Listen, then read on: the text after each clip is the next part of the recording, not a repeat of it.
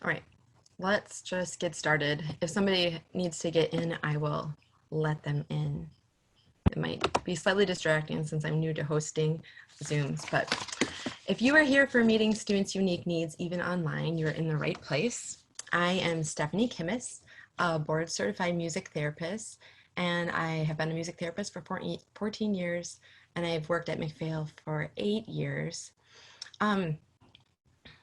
I work right now currently primarily with individual students, providing music therapy and adaptive lessons. I've also worked with groups, but my online experience currently is for individuals. And so my presentation has a slight skew that way. However, I believe that the information provided can also apply to working with groups. So I hope there's something for you to get out of this presentation, whether it's an idea or activity, a music activity, or a resource. Great. And again, if you have any questions, I'll open up at the end. Just please raise your hand and then I'll unmute you later. Okay, so let's get started. I'll give you an overview of what we're gonna do. So a little introduction. Whoops, went too fast. So just to give you some background about, well, I'll do introduction, lesson mindset, strategies to help with focus and self-regulation and relaxation, and then a few resources, a couple references, and time for questions. So for introduction, I've introduced myself, but to let you know who I'm working with, I work with students that range in age from 6 to 69. Most of my students are elementary age or high school. And like I mentioned, I do adaptive lessons, primarily piano, guitar, and I have one cello student. I work with students who have autism, developmental disabilities, attention deficit hyperactivity disorder, and other diagnoses as well. So even if you don't work with a student that has a formal diagnosis, I think there's something in here for you to get out of this presentation. Yeah, so let's go on to lesson mindset. Recently, I went to a national music therapy conference, and I went to a session called Beyond Color Coding that was all about adaptive lessons. And these 5 ideas were shared at that session, and I wanted to share them with you. The first is presuming competence. And the idea behind that is to assume a person with autism or another special need has the capacity to think, learn, and understand given the correct support.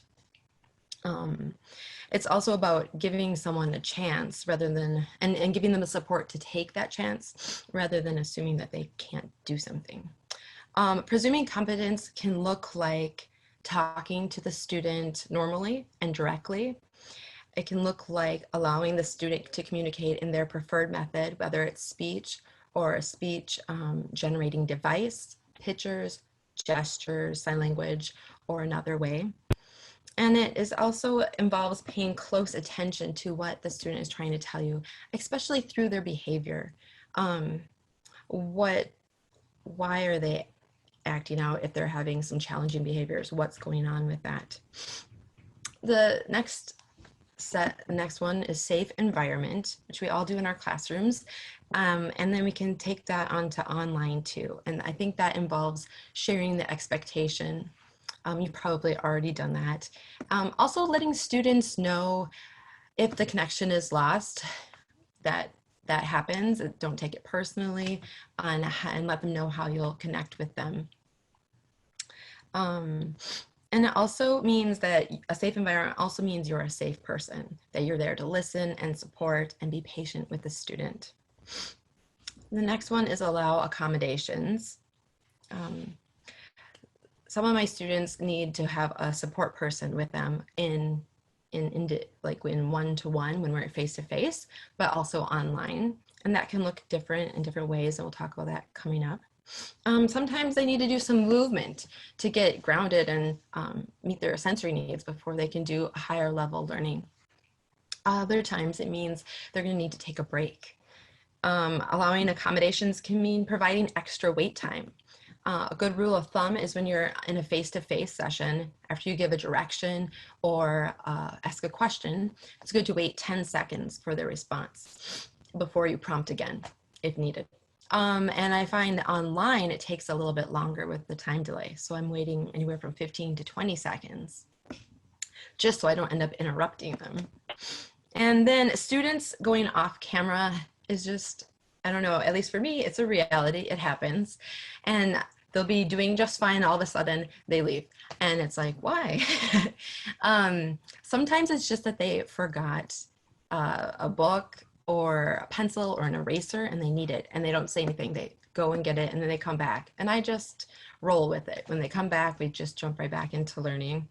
Other times, I had one student that was going side to side, one like piece of furniture to the other, just banging into it. And that told me that that student needs to help calming their body down. And so then we did more movement music interventions, which I'll share in coming up. And the next one is viewing the lesson as a partnership. So I do this through giving students choices as much as possible. And I like to think of it as like controlled choices. So they're going to choose one or the other, and I'm happy with whichever one. Either one's going to help them learn that day. And we'll talk more about that coming up too. And then also just being flexible and adaptable. This is easier when you're doing like a one-on-one lesson versus a group. But one example I have of being flexible is just the other day, I had this plan with my cello student to do like a warm-up, a listening activity, and then do the cello lesson, maybe do some relaxation at the end. And I thought that was a great, well-rounded session or lesson. And when I got her on the online, she had her cello, she was ready to go, and asked, what music do I need? Should I be looking at? And I just was like, oh, she's ready to go. So we just started with the cello right away. And she went for about 15 minutes and then she needed to take a break. And she didn't tell me that she needed a break, but I could see that she wasn't following my directions as much as she had been. She was starting to play less accurately. And so that told me, oh, she needs a break. And I said, we've been playing cello for a while. And I gave her two choices. Do you want to do a listening game or do relaxing? And she chose listening game. And then she did that listening game and then was able to come back to the cello and play very well and finish the lesson strong. All right, so moving on to parental support. That can look different.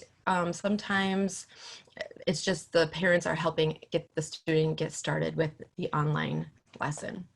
Other times the parents are helping during certain, we call them music interventions or activities that we're doing because they need some extra prompting during that. Or other times the parent's sitting in for the whole session, modeling for the student, pointing to the music if needed, since I can't be there, and maybe even redirecting with behavior, especially if the client leaves the room and is hesitant to return. Okay, so strategies for, going back. Strategies for focus and self-regulation. We talked a little bit, but opportunities for choice is one of the ways I find engages my students and also helps them have a sense of control, because especially now, that sense of control is just probably gone. Their life is completely different, staying at home, learning at home, routines greatly interrupted, drastically different. And one way I do choices is to have them create a lesson schedule. And I do that with some visuals for younger students. And I have this visual board. And then I just got these pictures online and made little cards with Velcro. And so I'll say, do you want to do instruments or singing? And they'll choose by saying it or pointing or looking at the one that they want. Let's say they choose instrument, then I'll put it on and I'll fill it up usually 5 or 6, and then as we go, I'll take them off or have this. When I was in person, I would have a student take them off. But I just hold it up to the camera. I find that that works and they're used to it, so it provides some predictability. But also if you have a group, if you have a routine of just like doing a warm up and then getting into more of the learning part and then maybe like a cool down, and you just always have that routine, if you can give students an opportunity to vote on 2 different warm-ups and which one do they want to do, that can give them a sense of control and a sense of buying into what you're doing, which will hopefully help them stay more engaged. Also including choices of music. When I'm doing movement or even some listening games, I will use their preferred recorded music, and also let them choose, when appropriate, what music they want to learn. And let's see. And yes, I already talked about choosing the music activity. So let's move on to meeting sensory needs. I do lots of movement with my students. I'm just going to give you several examples. So one is using recorded music and doing grounding movements like stomping, marching, patting legs, maybe jumping, patting your shoulders, seeing if they can cross like this too. Maybe even gently patting your head, giving input there can be calming. Reaching across the midline is good for focusing. So just reaching across like that, or if it's appropriate, letting them do punches. That can be good. You can also do body percussion with recorded music and let the student choose some ways of how they want to making music with their body, whether it's patting or clapping. And if you're in a group setting, you can have a couple of students choose. You can have everyone take a turn. There's lots of ways to adapt that to get everyone involved. Another thing I like to do is, I named it 2 actions. It's a listening game, and it involves the bell, and the bell is the cue to switch. So I'll have the student choose one movement, let's say marching. And if they need more input, I'll say marching and clapping, or I'll have them, they can choose it. I let them choose. And then they'll do that. And then when the bell rings, they'll switch to the second movement, which maybe will be rocking side to side and waving arms. And they'll do that until the bell rings. And then sometimes I'll give them opportunity for freestyle, and then I'll bring it back to movement 1 and 2. And I'll cue like this, and then eventually I'll fade so that they're just needing to listen for the bell and remember what to do. So that, and then doing stop, wait, and go dancing. You can do that with live or recorded music, and just playing it, stopping it, and then waiting. The waiting is the hardest part. It's the impulse control part. And I often have them do something on the wait, since it's hard, something that's going to be grounding and calming, like taking a deep breath in and out, or squeezing hands, or giving yourself a hug and releasing, and maybe doing it again. I'll let them know, like, do 3 hugs, and that can be helpful. And dancing on your own. Sometimes they just need time to just dance freestyle on their own. I have one student online who wants to do that, and he cues up the music on his end and just dances to it, and then he's ready to come back and do some learning. I also have made up like a movement song. You can make up your own song where just saying, march to the beat, pat your legs, have fun with it. And also doing some stretching, like shoulder rolling. You can do this with relaxing music or preferred music. Yeah, stretching out the legs. So those are the movement things I like to do even online. And breathing. So one way, especially with younger kids, is smelling the flower and blowing the candle. And so I'll pretend like I'm holding the flowers.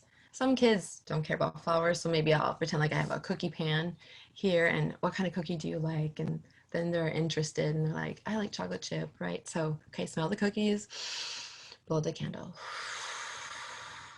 And if they're not blowing very long, I'll be like, it's a trick candle, keep blowing. And just having fun with it. And doing that anywhere from 3, 5 to 10 times, whatever they will do.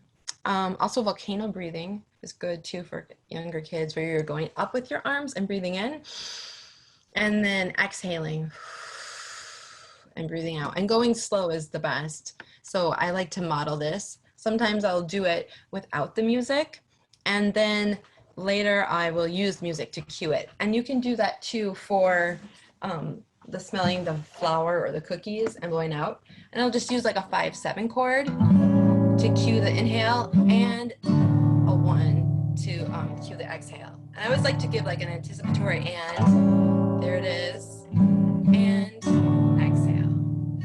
And notice I'm going down, so we're ending on a grounding sound with the exhale. And you could do that on piano too, or any instrument. Going on for pressure. Pressure can be so helpful. Again, squeezing hands, squeezing down the arms, letting the student do this for themselves. Or if they have a support person in the room, whether it's a parent or an older sibling, if they need help to do this, that parent or sibling can do it for them. That's very relaxing. Some of my students have instruments at home, like a kabasa. And so you can roll the kabasa down the arm, on your shoulder, on your legs. If you don't have a kabasa, you could roll a can of beans down, or even just hold a can of beans and walk around. That can be grounding as well. And for pressure, also, yes, giving yourself a hug and relaxing and doing it again can be calming, as well as giving some pressure in the front and back of your head. Just gonna check to see if anyone needs to get in. I think we're good. Okay. Excellent. Okay. Excuse me. All right, going on to mindfulness. So for attention or listening games, I like to use that same 2 actions, but you can also change it up to include rhythms. This past Monday, I did that with an adaptive piano student. He was clapping heartbeat, pitter, patter, heartbeat, pitter, patter, over and over until I would ring the bell. And then he switched to drum. I can drum, I can drum. And I practiced it with him, of course, before, so he knew what to do, and then he was able to do it. And that helped him focus better at the piano, where before he had been looking out the window a lot. It brought him into a relationship with me and focusing on the task at hand. And any other listening games? Yes. Just even if you have bells or cymbals, especially if you have varying sizes that can ring for varying lengths of time, that's great. But just to tell the student or students, okay, I'm going to play the bell, and when you don't hear the sound anymore, raise your hand. And there's no right or wrong. Let them know there's no right or wrong with this. And you just ring the bell.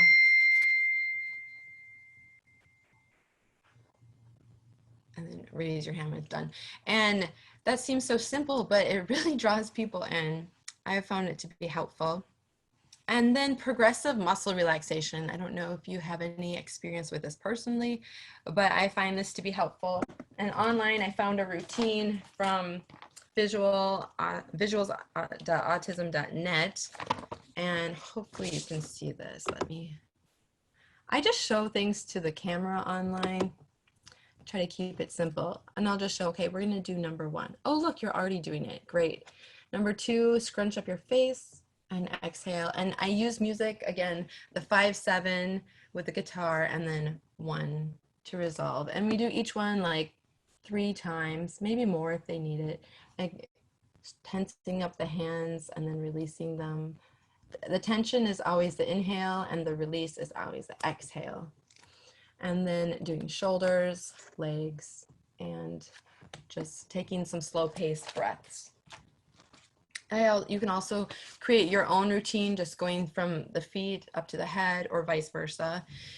And tensing and releasing large muscle groups, and pairing that with music that indicates like the 5-7, that suspense for the tension, and then a resolution for the relaxation. Okay. To the next slide. Woohoo. So some strategies for relaxing. We talked about breathing, smelling the flower, blowing out the candle, and also the volcano breathing.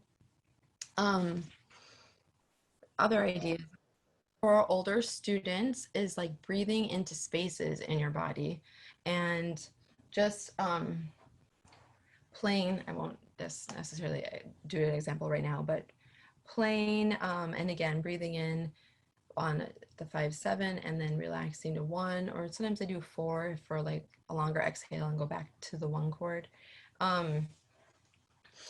And just like have the student think about their feet and breathing in, allowing space, and as you exhale, letting the tension go, letting that foot relax, feeling the ground support the body, and then going into the legs and the arms and chest or shoulder, head. We already talked about progressive muscle relaxation. So affirmations can be helpful. And I find it best when the student can choose it, because sometimes it can feel a little awkward at first if they're not used to doing that. And if they aren't sure what they want to do, I'll give them 2 choices. And there's different ways you can do it. You can inhale and think a word, and exhale and think a word or a phrase, or you can just breathe in, and as you exhale, think a word or a phrase. So some examples, like inhaling and thinking peace, and then exhaling, I can do this. And then you could cue it with the music and also use your words if you know their affirmation. And if you're with a group, you can have them just think it to themselves and do the inhale and the exhale and cue it and say your affirmation to yourself, or think it to yourself. Yeah. Also, stretching with music can be relaxing. Listening to preferred music and drawing. And sometimes it's helpful to have a structure with that. So you can draw like a circle and do mandala drawing, although not where you have to draw something like specific and little designs, but just where you have a circle on a blank piece of paper, and the student can draw in the circle, outside the circle, anything that they feel or comes to mind when they hear the music. And then afterwards, just if you have time, you can process that with them and say, what were you thinking, and talk a little bit about it, just letting them know that there's no right or wrong. And then time to improvise independently. I find this very helpful with my piano students. Oftentimes they want to just do their own thing, so giving them that space even before we start the lesson and at the end can be helpful. For some of them, they have trouble stopping, so I will set a timer on my phone or iPad, and then when it beeps, they may not stop right away, and I say just find an ending point, and I wait, and then almost always they stop in a few seconds, maybe a minute, but it's a peaceful stopping, and they're ready to move on. That's important. Transitions are hard. And then creating a calming improvisation. I've done that with students where asking them, this I've done more in person than online, but you could talk about what is calming for that student music-wise, and what are properties of calming music, and then have them practice incorporating that and creating their own calming improvisation. It's possible that students will play in a way that isn't your typical calm way, but maybe that's what they need right now. And then as they go on, you can maybe encourage them to slow down. And if you can't, I had the idea of creating a recording that you could send to them of you doing like an accompaniment. and playing at their tempo, and then you can gradually slow it down and have them practice with that outside of the lesson, or even during the lesson. Be like, turn on your recording and play along, because I know sound quality can be tricky online. So when I'm doing recorded music online with students, sometimes I just play it like from my phone or iPad. Other times I'll have them pull it up on their side so that they have better sound quality. There is a delay and their movements, but I just know that that's going to be it, and I don't mind seeing that. So moving on to strategies for learning online. Like I said, I've been doing it online for just 6 weeks. There's a lot of learning, and maybe you all have come up with some ideas. If you want to share in the chat what's working well for you, that's great. I do a lot of turn taking, call and response games. Even for learning, I'll play like a few notes and have the student play it back. Doing follow the leader games, especially for rhythm, where I'll clap a rhythm, have them echo it, and then I'll give them a chance to be a leader, because again, it helps them feel like they have a sense of control, sense of ownership in the lesson, and that it's a partnership. Also, I try to teach the way my student learns best. And for a lot of my students, that is actually by ear. Reading the music and playing can be really hard for them. And so I find that I make lots of little quick recordings using the voice record app on my phone, and it's also on my iPad. And I'll just play the piano and record that, and then I can edit it there, and I can convert it to MP3 so they can play it on any device, and it really has been helpful for them. That also goes along with providing support materials. A recording could be a support material, as well as I have students who know how to read notes and the parents don't, or the students are learning, I should say, they're beginners. And so sometimes they don't always write the right note in. So I made like a practice copy of the music and wrote in the notes and sent a picture, or I'll have them take a picture so I can see what they're writing, and I can let them know, oh, you did really great, but you forgot like the F sharps. And help them with that before they start playing it and learning it wrong. And I've used movement to teach note values, like marching with quarter notes. And if you have a visual of a quarter note, great, you can hold it up. If you can share the screen, that's awesome too, and you can doodle on it and doodle like a quarter note. Great. I also sometimes, just to be able to make quick customized visuals on the go, I have a sheet protector here with a blank piece of paper, and then also a stat on the other side. And then my dry erase marker, and I'll just draw like a quarter note, and we're gonna march with that. And I'll maybe show it before and maybe not while we're moving, but refer to the fact that we're marching quarter notes. That can help with learning. Yeah. So those are some of my online strategies. And resources. I just have a few. I find that I'm using fewer apps online. Trying to keep it more simple since we're online. So I use the voice record app, and that's free. You can just go to your store and look it up. I'll see if I can show you the icon so you know what it looks like. Here it is. I'm gonna pull this up so I can see. This is the voice record app. Also, I've been using Keezy Drummer to create beats, and you can go in and show there's like kick, snare, fat, snare, all these different sounds, and I'll play one and be like, do you like it? And they'll say yes or no, and then I'll be like, okay, here's one option you can, and I'll tap like all beat 1 and play that, or option 2, and I'll tap beat 1. I think this is like 1 and 2 and, so there's beat 2, and play that, and then they get their own beat that way, and we can move along with that. So that's a way of having them have some partnership within the session, and it helps with focus too. So Rhythm Cat and Notion are apps that I'm using, but I have the student has it on their device. There's a free version of Rhythm Cat. Notion costs, I think, like $10. Notion is, okay, I'll back it up. Rhythm Cat is teaching rhythm. Um, and if the student can share the screen with sound, you could see them doing that, and you could do it during the lesson if you wanted. Otherwise, Notion I use with a student who is working on composing and songwriting, and he uses the keyboard in Notion to create his own music.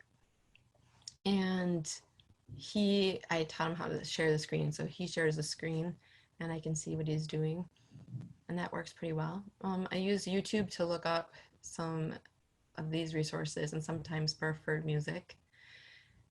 So sometimes like I allow free time at the end, like a choice time. And again, I'm giving controlled choices, so I'm happy with whatever they choose. It's maybe something that's relaxing or something that's going to teach them something. So for example, like with David Kaiser's Self-Control, that's a song where he's singing and it's like stop and go, moving slow and waiting. And so that works on a lot of concepts right there. So I'm happy if they want to do that at the end. I've done that one online. You can use it with movement or instrument playing. And these other ones, the super yoga, those are like 5 minutes and there's a lot of up and down, so it's great for movement. I've recommended kids do that even just on their own time if they need a movement break. And then also the candle of concentration. It's about 5 or 6 minutes. It's very good for attention training, and that's something they could do on their own time, or if you can share the screen and it has sound, you could do that. So those are the resources I wanted to share. And then my references, this first one is that Beyond Color Coding conference session that I went to, and then an article on presuming competence. Okay, so good. Kind of went fast. Hopefully it was helpful. And now it's time for questions. And let's see. Do you have any questions? We lost some participants. That's okay. And okay, I will unmute you, Tracy. All right. When you're teaching online, what kind of app do you use? Do you use Skype, Zoom, or Yes. another site? I haven't used Zoom as much, but my colleagues do. I've used Skype because some of my students already had that set up and it was easy for them. They knew how to use it. I've also used doxy.me, which is nice because you can just send a link to them and in an email, and they can just click on it. It's also HIPAA compliant, which as music therapists we care about. Um, let's see. Yeah, that's pretty easy. And then I've also used Duo if the student requests that, or FaceTime. FaceTime works pretty good but FaceTime is just for Apple. Yeah, good question. Do you have any other questions? I think you're the only one on now. I like the apps that you used. Um, I like those ideas, so I'm gonna incorporate those into my lessons. Great, awesome. But yeah, thank you so much for this class. Yeah, you're welcome. Hopefully it was helpful. It was. Do you have any students that have special needs or just have some challenging behaviors? Yep. I have one student that has autism, and he has a really hard time focusing. He plays percussion, so he's always playing when I'm talking, Oh, especially online now. So I'm going to incorporate some of these strategies. Definitely okay. get movement in. Cool, cool. And I wonder if sometimes it works to have like a signal that you teach to the student, just something, I don't know what it could be, like a hand up or Hmm. some little signal that the student might pick up on that they know, oh, I need to stop playing. That may or may not work, but it's an idea. Yeah, in On person, I had him hold the sticks like this. Okay. But online I can't stop him from playing. So I Okay. think he needs a little bit more movement so he gets Yes. those jitters out. Good. And how so holding the sticks like this worked in person. It did. Can you transfer that to online, even just like cueing like hold the sticks or Well, he's starting to like go like that on his mallets, oh okay. which he wasn't doing in person. So I don't know if it's a developmental thing. He's feeling more comfortable with me, or I'm not really sure. It's kind of a new development. Yeah, that can happen. It's new being online and Hmm. stressful. I have some clients who are like pushing the boundaries on things. Yeah, he So, brings Minecraft because he has his phone. So he okay. plays Minecraft during the lesson, and I'm like, you need to separate. So Yes. that's very interesting for that. Yes. Yeah. Yeah, is there any way that he cannot bring Minecraft or Well, if he's he on his phone for the lesson for Skype. um, It's on his phone, yeah. so he has it out constantly. Okay. So Is that's this a a one-on-one or a group? it's one per individual lessons. Oh, okay. Yeah. Sometimes it can be helpful to like give a few minutes of letting him do that and say you'll have time at the end for a few minutes Mm. to do that. All right. Um, you Would you know, suggest in the middle, or would you suggest at beginning or end? like if he comes with it and it's already up, then go with that and let him have like a minute. And I All right. set a time. And then when it beeps, I'm like, okay, put it away. It's time to do whatever, Okay. like the movement. And then get into the lesson. And then if you notice him just like pushing the boundary, like with sticks, or you just think, man, he's not really on task anymore, then have like a movement break or something else. If it's appropriate, because you don't want to like say, oh, now that you're not attending, you can have Minecraft, because then that might increase the unattending. So just maybe do take a little break and do something else, whether it's calming, like the like squeezes or hugs might be helpful. Um, and then say at the end that he could have more. All right. So I think when using that kind of thing for a reward or reinforcement or something to look forward to, it can be good to have it scheduled. So if you want to do it in the middle, that's fine, but like let them know it's you can have a minute in the beginning, in the middle, and the end. All right. That makes sense. So then it's not like, oh, you're misbehaving and now I'm gonna, or you're not behaving the way I want you to. Hmm. Now you get to play a game. Awesome. Thanks. Yeah, thank you so much for coming. Yeah. Thank you. Well, have a good day. You too. Bye. Bye.